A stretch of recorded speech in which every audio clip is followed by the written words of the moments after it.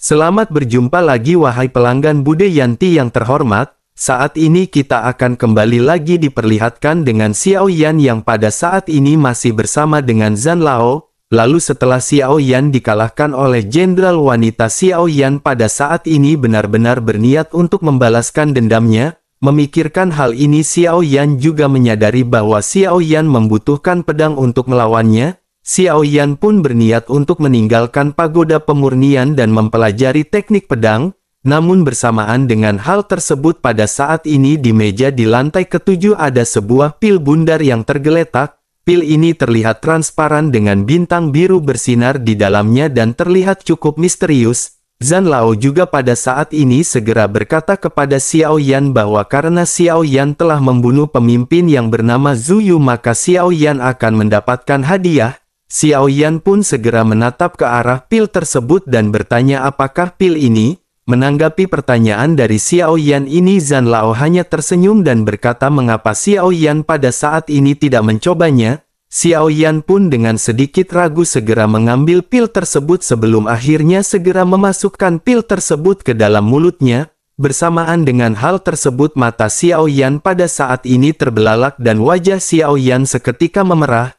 Tubuh Xiao Yan segera mengeluarkan origin dewa yang kuat dan pada saat ini seluruh bintang di tubuh Xiao Yan bertambah menjadi 2500. Xiao Yan benar-benar tidak menyangka bahwa jumlah bintang Xiao Yan pada saat ini telah bertambah 500 buah. Dalam waktu singkat jumlah 500 buah ini benar-benar sangat banyak dan Xiao Yan pada saat ini benar-benar terkejut. Xiao Yan tanpa sadar bergumam bahwa ini benar-benar sesuatu yang bisa diandalkan. Xiao Yan benar-benar tidak menyangka bahwa pil ini akan dapat secara langsung memadatkan bintang-bintang dan meningkatkan kekuatan Xiao Yan. Mungkinkah ini adalah sesuatu yang akan didapatkan oleh Xiao Yan setelah Xiao Yan menjalani misi di dalam ingatan yang mulia? Zhan Lao pun tersenyum dan berkata bisa dibilang memang seperti itu. Hal ini tampak sangat sederhana dan Xiao Yan hanya perlu membunuh beberapa orang penting yang berada di dalam memori.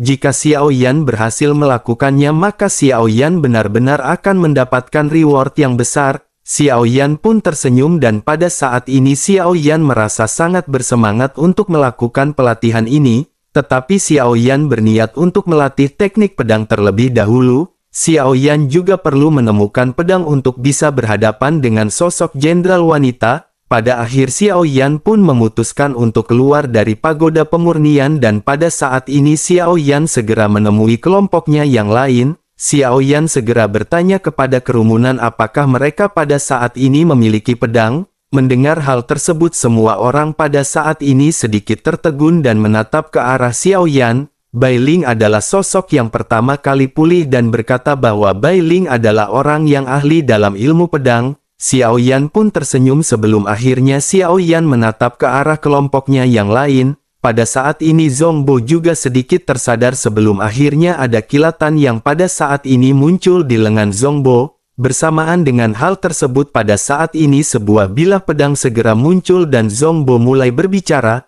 Zhongbo berkata kepada Xiao Yan apakah Yang Mulia Xiao Feng pada saat ini ingin mempelajari ilmu pedang. Xiao Yan pun mengangguk dan berkata bahwa Xiao Yan memang ingin mempelajari ilmu pedang. Mendengar hal tersebut, Zhongbo pun sedikit tersenyum dan berkata kepada Xiao Yan bahwa Yang Mulia Xiao Feng pada saat ini bisa belajar dengan Tuan Bai Ling. Yang Mulia Bai Ling adalah orang yang sangat ahli dalam ilmu pedang. Dengan begitu maka kemampuan teknik pedangnya benar-benar tidak perlu diragukan lagi. Menanggapi hal tersebut, Xiao Yan pada saat ini mengerutkan kening dan Xiao Yan teringat bahwa di pertempuran di dalam memori Xiao Yan sama sekali tidak membutuhkan origin dewa untuk bertempur dan Xiao Yan hanya bisa menggunakan kekuatan fisik. Oleh karena itu tidak peduli seberapa kuat kekuatan dan teknik pedang yang dimiliki oleh Yang Mulia Bai Ling, hal tersebut tidak akan berguna di dalam ilusi. Xiao Yan pada akhirnya teringat bahwa Zhongbo juga sepertinya menggunakan teknik pedang. Terlebih lagi kemampuan Zhongbo juga sedikit lebih lemah jika dibandingkan dengan Bai Ling. Yang diperlukan oleh Xiao Yan kali ini hanyalah teknik dasar dari ilmu pedang dan Xiao Yan segera bertanya kepada Zhongbo. Xiao Yan berkata kepada Zhongbo bahwa dirinya pada saat ini ingin Zhongbo mengajarinya. yang diperlukan oleh Xiao Yan hanyalah teknik sederhana, oleh karena itu Xiao Yan pada saat ini tidak perlu belajar kepada Yang Mulia Bailing. Mendengar hal tersebut Zhongbo pun tersenyum masam, tetapi pada saat ini dirinya benar-benar tidak bisa menolak apa yang diinginkan oleh Xiao Yan. Zhongbo pun menghela nafas dan bertanya kepada Xiao Yan, teknik tingkat apakah yang Mulia Xiao Feng inginkan pada saat ini? Zhongbo memiliki teknik pedang tingkat D ataupun tingkat suci. Selain itu Yang Mulia juga bisa mengambil pedang ini untuk digunakan sebagai latihan. Mendengar hal tersebut Xiao Yan pada saat ini menggaruk kepalanya dan berkata kepada Zhongbo, apakah ada teknik yang lebih rendah lagi? Apakah Zhongbo memiliki teknik-teknik dasar yang bisa digunakan tanpa origin dewa? Mendengar hal tersebut semua orang pada saat ini sedikit terkejut dan menatap ke arah Xiao Yan dengan tatapan aneh. Bagaimanapun pertempuran akan menggunakan origin dewa dan Xiao Yan pada saat ini memutuskan untuk tidak menggunakan origin dewa. Jika begitu permasalahannya bukankah di dalam pertempuran akan sangat sulit untuk berhadapan dengan musuh? Zhongbo pada akhirnya segera memastikan kepada Xiao Yan apakah yang dikatakan oleh Yang Mulia Xiao Feng ini memang benar. Xiao Yan pun menganggukkan kepalanya dengan penuh keyakinan dan Zhongbo pada saat ini menghela nafas. Zhongbo pun segera memberikan pedang yang pada saat ini tergeletak di tangannya kepada Xiao Yan. Xiao Yan pun tersenyum dan menerima pedang yang cukup bagus yang memiliki nama Siming. Di bawah peragaan Zhongbo, Xiao Yan pada akhirnya mulai berlatih teknik pedang mendasar. Meskipun agak kaku tetapi ini hanyalah sebuah awalan dan Xiao Yan terus-menerus berlatih bersama dengan Zhongbo. Dengan kemampuan pemahaman yang kuat milik Xiao Yan pada saat ini Xiao Yan benar-benar dapat dengan cepat bisa memahami semua gerakan yang ditunjukkan oleh Zhongbo. 8 teknik dasar pada saat ini dipelajari oleh Xiao Yan dengan Zhongbo sebagai gurunya. Selama sebulan Xiao Yan pada akhirnya menguasai 8 teknik pedang dengan mahir. Pada akhirnya setelah berhasil melatih teknik pedang Xiao Yan pada saat ini memiliki kepercayaan diri untuk bisa mengalahkan sang jenderal. Setelah pelatihan singkat ini juga Xiao Yan pada akhirnya menghela nafas dan Xiao Yan memutuskan untuk kembali masuk ke dalam pagoda. Zhan Lao berkata bahwa Xiao Yan memiliki 3 peluang untuk menjalani dunia ilusi dari ingatan yang mulia ini. Setelah sekali masuk dan berhasil dibunuh oleh sang jenderal, Xiao Yan pada saat ini benar-benar memiliki tekad di dalam hatinya. Pada akhirnya tanpa banyak basa-basi Xiao Yan segera kembali memasuki ingatan dan kali ini Xiao Yan benar-benar menemukan pedang panjang di dalam sumur. Xiao Yan pun mengambil pedang tersebut dan pada saat ini menarik bilahnya dan pedang ini sama persis dengan pedang yang sebelumnya diberikan oleh Zhongbo. Xiao Yan pada akhirnya kembali melakukan perjalanan yang sama dan berhasil membunuh pemimpin dari para prajurit. Pada akhirnya Xiao Yan juga berhadapan dengan sang jenderal wanita. Xiao Yan pada saat ini mengeluarkan pedang dan pertempuran di antara keduanya juga seketika terjadi. Adegan seperti sebelumnya tidak terjadi pada saat ini. Xiao Yan benar-benar mengeluarkan teknik pedang yang diajarkan oleh Zhongbo dan pada saat ini terlihat imbang. Melihat Xiao Yan yang pada saat ini benar-benar sangat mahir menggunakan pedang, jenderal wanita yang mengenali sosok Gu Zhongsheng juga pada saat ini benar-benar terkejut. Dirinya di dalam hatinya bertanya-tanya bagaimana mungkin Gu Zhongsheng bisa memiliki teknik pedang baru. Di tengah-tengah pemikiran sang jenderal, Xiao Yan pada saat ini kembali melesat menyerang dengan teknik lainnya. Sang jenderal juga pada saat ini terkejut dan kewalahan. Sang jenderal merasa sedikit putus asa dan pada saat ini mengidipkan matanya kepada para prajurit dan seketika para prajurit mengepung Xiao Yan. Para prajurit ini juga bersiap untuk menyerang ke arah Xiao Yan tetapi Xiao Yan pada saat ini dengan sangat cepat berhasil menghabisi sang jenderal. Begitu sang jenderal benar-benar ditebas oleh Xiao Yan pada saat ini tubuhnya seketika menghilang. Xiao Yan juga pada saat ini sedikit terkejut tetapi Xiao Yan segera menekan perasaannya ini dan segera berhadapan dengan para prajurit. Xiao Yan berhasil menghabisi banyak prajurit tetapi pada saat ini jumlah prajurit di sini benar-benar sangat banyak.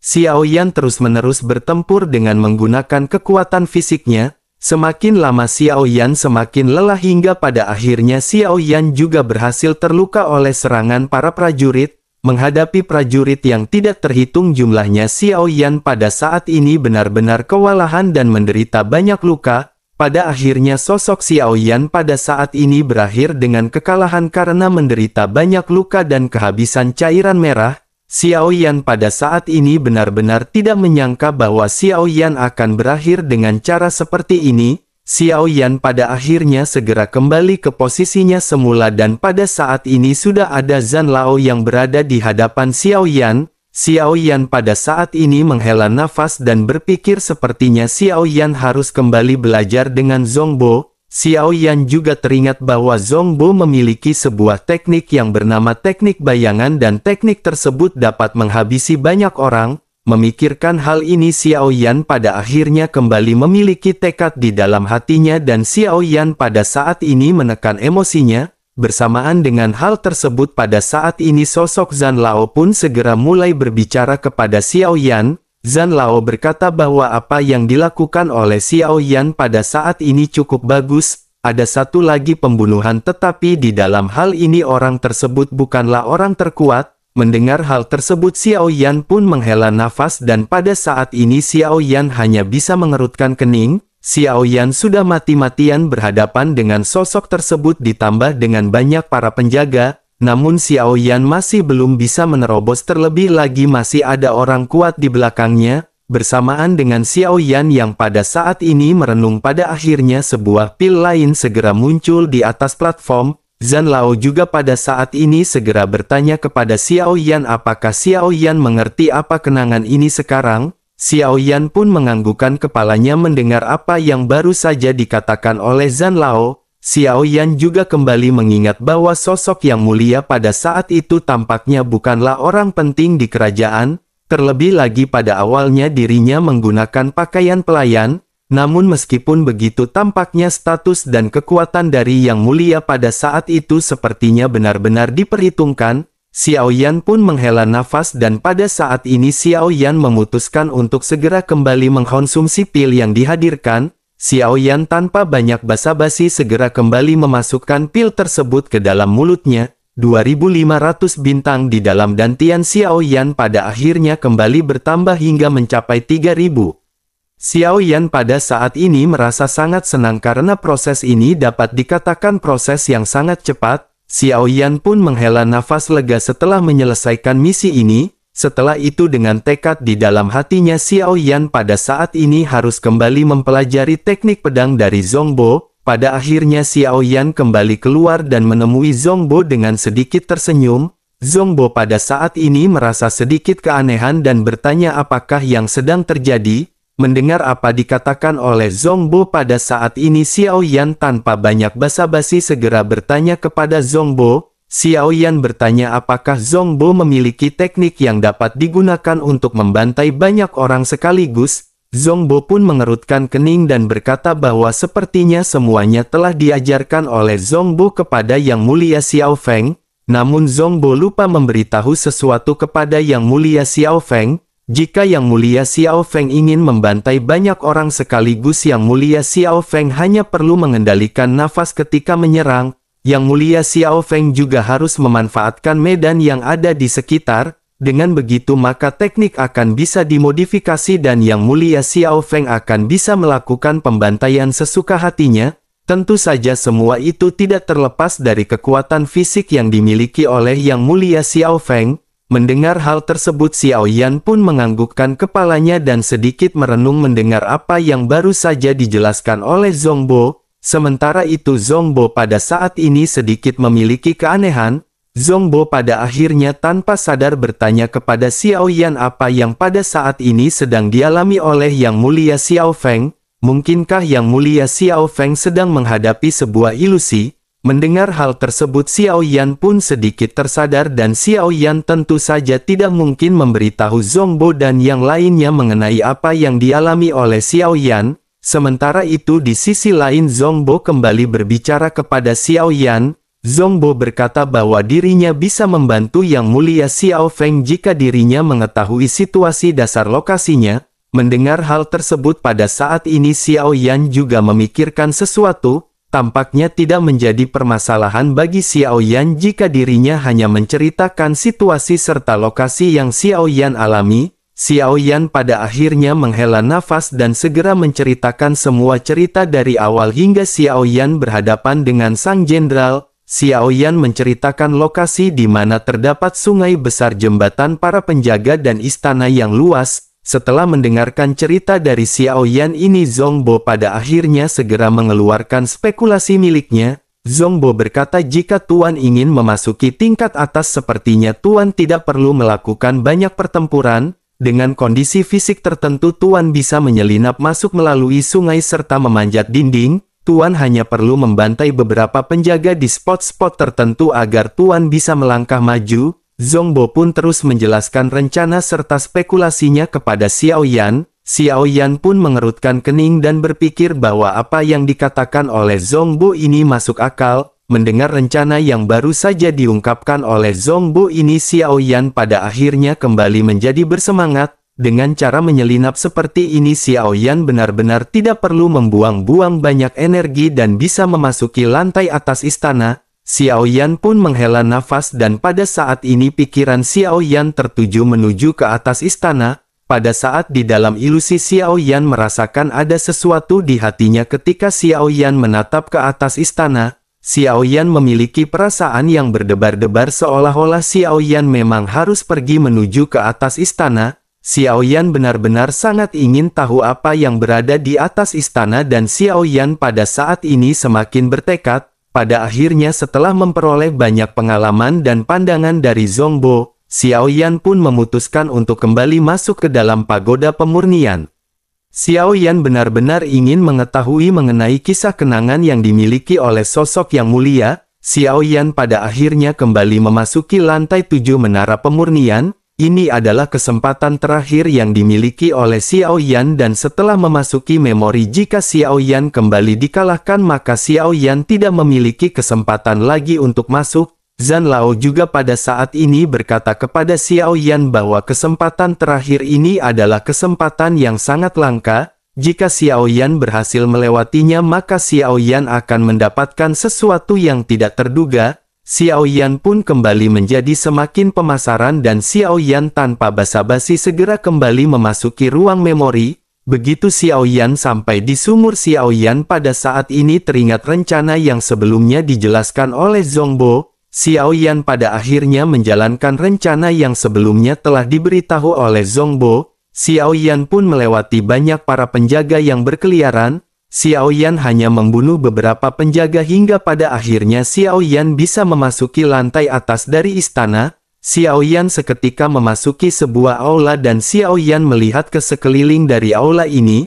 Xiao Yan menatap ke arah ruang yang sangat luas dan pada saat ini sebuah suara segera terdengar di telinga Xiao Yan. Suara lembut dari sosok wanita pada saat ini berkata, pada akhirnya Gu Zhongsheng benar-benar datang. Selain itu Gu Zhongsheng tidak masuk melalui gerbang dan dirinya berpikir bahwa ini bukanlah gaya dari Gu Zhongsheng. Xiao Yan pun seketika menoleh ke arah sumber suara dan Xiao Yan pada saat ini bisa melihat sosok wanita yang diikat di rak buku. Sosok wanita yang menundukkan kepalanya pada akhirnya mengangkat kepalanya dan menatap ke arah sosok Xiao Yan. Begitu mata sosok wanita ini memandang ke arah Xiao Yan, perasaan Xiao Yan pada saat ini sedikit tertegun. Xiao Yan benar-benar terkejut dan Xiao Yan menahan nafas karena sosok ini adalah sosok yang dikenali oleh Xiao Yan.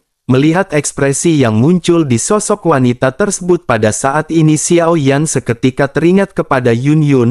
Xiao Yan pun sedikit menghampiri sosok wanita tersebut untuk memastikan dan semakin mendekat. Xiao Yan pada saat ini bisa melihat bahwa wanita ini benar-benar memiliki kemiripan dengan sosok Yun Yun. Sementara itu di sisi lain sosok wanita yang mirip dengan Yun Yun segera berkata kepada Xiao Yan agar Gu Zhongsheng menyelamatkannya. Xiao Yan pun menatap ke arah wanita yang pada saat ini terlihat sangat lemah. Namun ketika Xiao Yan hendak menghampiri sosok wanita tersebut, tiba-tiba seseorang seketika muncul. Sesosok pria pada saat ini berdiri dan memandang ke arah Xiao Yan sebelum akhirnya mulai berbicara. Sosok pria itu berbicara kepada si wanita dan berkata sepertinya ini adalah anjing penjaga terakhir yang dirinya miliki. Setelah itu pria tersebut pun menoleh ke arah Xiao Yan dan berkata bahwa dirinya telah mendengar reputasi yang dimiliki oleh Gu Zongsheng. Dirinya mendengar bahwa Gu Zongsheng sangat kuat dan dirinya berharap pada saat ini Gu Zongsheng bisa menunjukkan hal tersebut kepadanya.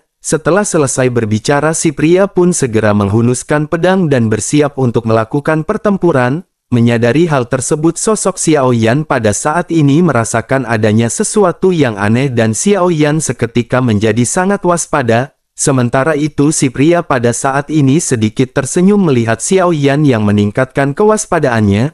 Sosoknya kembali berbicara kepada sosok wanita yang ternyata bernama Kong Lan. Si pria berkata bahwa ketika dirinya membunuh anjing terakhir penjaganya tidak akan ada seorang pun yang bisa mengganggu pernikahan mereka. Menanggapi perkataan dari si pria pada akhirnya sosok wanita yang bernama Kong Lan mulai tersenyum dan berbicara. Dirinya berkata kepada sosok pria yang ternyata bernama Qinde bahwa jika Gu Zongsheng dikalahkan dirinya akan bunuh diri sebelum dirinya bisa menikah dengan Qinde.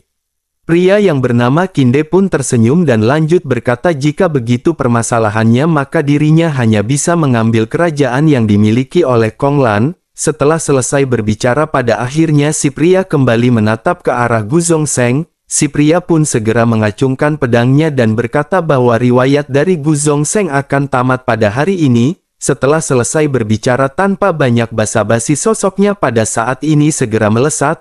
Kecepatan yang ditunjukkan oleh si pria benar-benar sangat cepat dan Xiao Yan pada saat ini seketika melotot. Xiao Yan benar-benar terkejut melihat kecepatan yang dimiliki oleh manusia di zaman ini. Xiao Yan bertanya-tanya bagaimana mungkin pria ini bisa memiliki kecepatan yang tidak bisa dilihat. Bersamaan dengan Xiao Yan yang pada saat ini dipenuhi dengan keterkejutan lengan Xiao Yan juga tanpa sadar seketika terpotong dan Xiao Yan pada saat ini terpental. Xiao Yan benar-benar dipenuhi dengan keterkejutan atas kecepatan yang baru saja dimiliki oleh si pria. Xiao Yan bahkan belum bisa menggerakkan tubuhnya tetapi pada akhirnya lengan Xiao Yan benar-benar terpotong. Xiao Yan pada akhirnya segera tersadar dan Xiao Yan pada saat ini segera kembali meningkatkan kewaspadaannya. Namun bersamaan dengan Xiao Yan yang baru saja tersadar pada akhirnya Xiao Yan bisa merasakan pedang yang menusuk jantungnya. Xiao Yan pada akhirnya bergumam benar saja memang ada sesuatu yang aneh, bagaimana mungkin orang ini bisa memiliki kecepatan yang bahkan tidak bisa diprediksi oleh Xiao Yan. Pada akhirnya sosok Xiao Yan segera kembali ke posisi semula di mana Zhan Lao pada saat ini masih berada di hadapan Xiao Yan. Begitu melihat Xiao Yan terbangun dan terengah-engah Zhan Lao pada saat ini sedikit tersenyum. Setelah itu Zhan Lao pun berkata kepada Xiao Yan bahwa dirinya sebelumnya telah menjelaskan ada orang yang lebih kuat jika dibandingkan dengan jenderal wanita. Tampaknya Xiao Yan benar-benar tidak bisa berkutik berhadapan dengan sosok tersebut. Xiao Yan pada saat ini hanya bisa menghela nafas mendengar apa yang baru saja dikatakan oleh Zhan Lao. Xiao Yan benar-benar masih tercengang karena Xiao Yan tidak percaya pria tersebut memiliki kecepatan yang menakjubkan. Xiao Yan juga pada saat ini benar-benar hanya bisa menghela nafas karena kesempatan terakhir telah dilewati oleh Xiao Yan. Xiao Yan tidak bisa mengalahkan sosok tersebut dan Xiao Yan pada saat ini juga tidak mendapatkan hadiah. Pada akhirnya Xiao Yan memutuskan untuk kembali dan Xiao Yan pada saat ini benar-benar tidak mendapatkan apapun. Xiao Yan pun segera keluar dari pagoda pemurnian dan pada saat ini segera menemui kelompoknya. Tanpa terasa bersamaan dengan Xiao Yan yang berlatih di dalam pagoda pemurnian Bahtera yang mereka naiki juga telah mencapai tujuannya. Bahtera yang dinaiki oleh Xiao Yan dan yang lainnya juga pada akhirnya segera memperlambat kecepatan terbang mereka. Mereka segera keluar dari lubang cacing dan mereka pada saat ini sudah berada di kehampaan utara. Tidak lama setelah kemunculan Xiao Yan pada akhirnya beberapa Bahtera juga muncul di lubang cacing. Bahtera-bahtera ini berasal dari aliansi Dosian dan mereka semua benar-benar mengincar warisan yang dimiliki oleh Xiao Yan. Sementara itu kembali ke Xiao Yan dan yang lainnya yang pada saat ini sedang mencari pintu masuk menuju ke pemakaman iblis. Ada beberapa lubang cacing kecil di sini dan lubang cacing tersebut tidak memungkinkan Bahtera untuk bisa melewatinya. Namun lubang cacing ini juga cukup stabil dan lubang cacing ini memang dibuat untuk orang melintas. Pada akhirnya melihat banyak lubang cacing ini semua orang juga berpikir bahwa mereka tidak bisa lagi menaiki bahtera. Mereka hanya bisa berjalan dan Xiao Yan pada saat ini segera memerintahkan semua orang untuk bergegas. Semua orang pada akhirnya mengangguk dan pada saat ini mereka segera memasuki salah satu lubang cacing. Setelah melewati kegelapan singkat di lubang cacing pada akhirnya semua orang bisa melihat cahaya, namun cahaya ini benar-benar sangat redup dan setelah melihat sekeliling Xiao Yan bisa melihat adanya asap besar di langit di atas di dekat sini. Asap ini menghalangi sinar matahari dan membuat ruang seketika terjatuh dalam suasana kegelapan. Mereka juga tidak bisa melihat terlalu jauh ke depan karena pandangan mereka tertutup oleh asap tebal. Mereka hanya bisa melihat siluet pegunungan yang sangat tinggi dan terlihat sangat aneh. Di tengah-tengah situasi yang baru yang dialami oleh semua orang pada saat ini Zhongbo pada akhirnya segera tersadar dan mulai berbicara. Zhongbo berkata bahwa ada banyak gunung iblis di sini dan ada juga banyak monster iblis di pegunungan ini. Mereka pada saat ini berada di pinggiran terluar dari pemakaman iblis. Sementara itu senjata yang ditugaskan untuk didapatkan oleh Yang Mulia Xiao Feng berada di titik tengah dari pemakaman iblis. Selain itu sejauh yang dirinya tahu ada salah satu Raja Iblis yang hebat, mereka pasti akan berhadapan dengan Raja Iblis tersebut dan mereka harus segera memasuki pemakaman iblis. Menanggapi hal tersebut semua orang pada saat ini hanya bisa menganggukkan kepala masing-masing. Sementara itu Zhongbo kembali lanjut menjelaskan bahwa sebagian besar ruang ini membatasi penerbangan, terlebih lagi karena jumlah orang mereka sangat banyak maka mereka hanya bisa berjalan kaki untuk menuju ke titik tengah. Hal tersebut akan bisa meminimalisir keberadaan mereka yang diketahui oleh para monster iblis. Meskipun kecepatan mereka akan sedikit melambat tetapi keselamatan mereka juga akan sedikit terjamin. Semua orang pada saat ini mengangguk sementara Xiao Yan tersenyum dan berkata bahwa Xiao Yan akan mendengarkan semua arahan dari Zhongbo. Zhongbo pun menganggukkan kepalanya dan menangkupkan tangannya ke arah Xiao Yan. Zhongbo pada akhirnya segera menunjuk ke depan dan berkata bahwa mereka jangan menundanya lagi dan harus segera berangkat. Pada akhirnya semua orang segera melangkah maju dengan dipimpin oleh Zhongbo yang bergegas ke depan. 10.000 prajurit Satria Hantu juga pada saat ini segera berjalan dengan rapi ke dalam pemakaman iblis. Di belakang dari kelompok Xiao Yan juga pada saat ini ada beberapa bahtera yang baru saja tiba. Orang-orang di atas bahtera pada saat ini seketika turun dan bersamaan dengan hal tersebut pada akhirnya pada saat ini sosok Tu Xiuyuan bertemu dengan San Ying dan Lei Yang. Kedua belah pihak pada saat ini membawa anak buah mereka dan ketiga pentolan pada saat ini saling memandang. Getaran yang tidak bisa dijelaskan pada saat ini segera terpancar di antara mereka. San Ying pada akhirnya sedikit tersadar sebelum akhirnya tersenyum ke arah Tu Xiuyuan. San Ying pada akhirnya segera berkata apakah mereka pada saat ini akan melakukan kerjasama untuk menyelesaikan misi bersama. Mendengar apa yang dikatakan oleh San Ying pada saat ini Tu Xiuyuan pun sedikit tersenyum. Tu Xiuyuan lanjut berkata agar mereka pada saat ini menjaga diri baik-baik. Dirinya benar-benar ingin tahu bagaimana cara mereka bisa bertahan hidup dengan pemikiran bodoh masing-masing. Dirinya benar-benar ingin tahu bagaimana orang-orang lemah seperti mereka bisa menjaga diri di pemakaman iblis ini. Mendengar Tu Xiuyuan yang berbicara dengan ekspresi dingin baik Lei Yang dan San Ying pada saat ini hanya bisa menggertakkan gigi mereka. Keduanya pada saat ini tidak bisa mengambil tindakan karena bagaimanapun Tu Xiuyuan adalah pewaris terkuat di aliansi Dosian.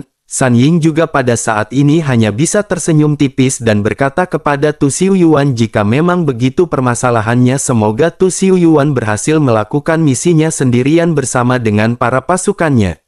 Mendengar hal tersebut Tu Xiuyuan pada saat ini terdiam dan dirinya benar-benar tidak ingin banyak basa-basi lagi. Sosoknya pada akhirnya segera menjentikkan lengan bajunya mengisyaratkan para prajuritnya untuk bergegas pergi. Tu Xiuyuan pun pada akhirnya segera memasuki salah satu lubang cacing meninggalkan Lei Yang dan San Ying.